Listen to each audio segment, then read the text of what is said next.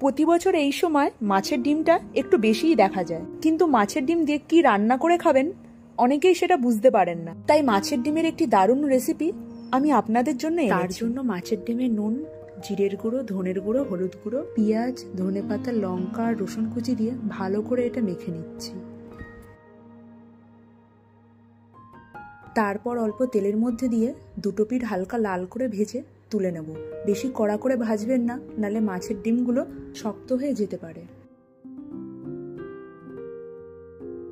ডিমগুলো ভেজে তুলে নেওয়ার পরে তেলের মধ্যে কালো জিরে ফোড়ন আর একটা টমেটো কুচি দিয়ে তাতে সামান্য নুন দিয়ে নাড়াচাড়া করে একটু ভেজে 1 চামচ আদা বাটা দিয়ে দিচ্ছি। তারপর জিরের গুঁড়ো, ধনের গুঁড়ো, হলুদ গুঁড়ো, লঙ্কার গুঁড়ো আর সামান্য জল দিয়ে মশলাটা মিশিয়ে ভালো করে এটা একটু ভেজে নিচ্ছি।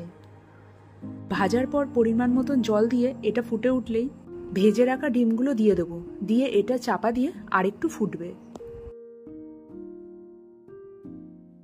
মাছের ডিম দিয়ে ফোটার পরে সাদা সর্ষে, কালো সর্ষে, পোস্ত, একটা কাঁচা লঙ্কা নুন দিয়ে পেস্ট তৈরি করে রেখে দিয়েছিলাম সেটা দিয়ে দিচ্ছি। আর কয়েকটা গোটা কাঁচা লঙ্কা চিড়ে দিয়ে এটা 2 মিনিটের মতন ফুটিয়ে কাঁচা সর্ষের তেল ছড়িয়েই নামিয়ে দিচ্ছি।